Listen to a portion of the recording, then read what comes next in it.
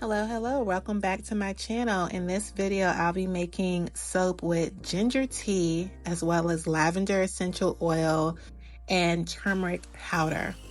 First, I start with my tea, so I'm going to get that to boil, cover that.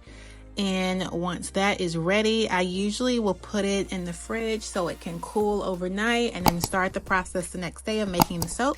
So here I am just adding the lye to the ginger, and you see that bright, pretty color that it turns. I wish the soap bar remained that color, but as you'll see with these teas, the color that you see in the lye solution never stays.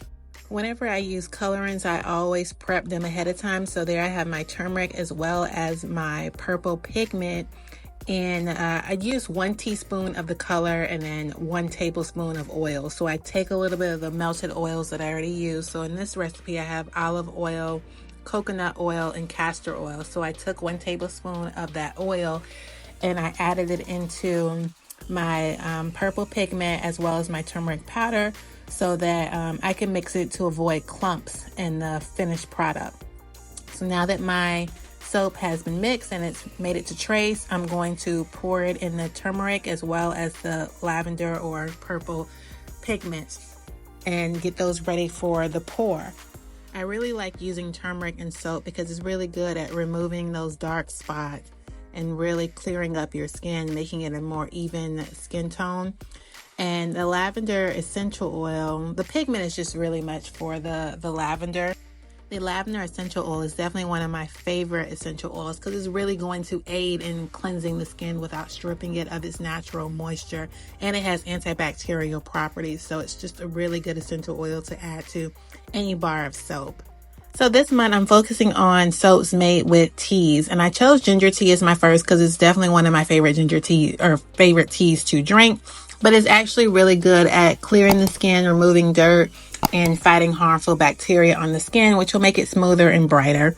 So with this, I let it sit overnight, just a standard 24 hours. I did not put it in the fridge like I normally would with like a milk soap.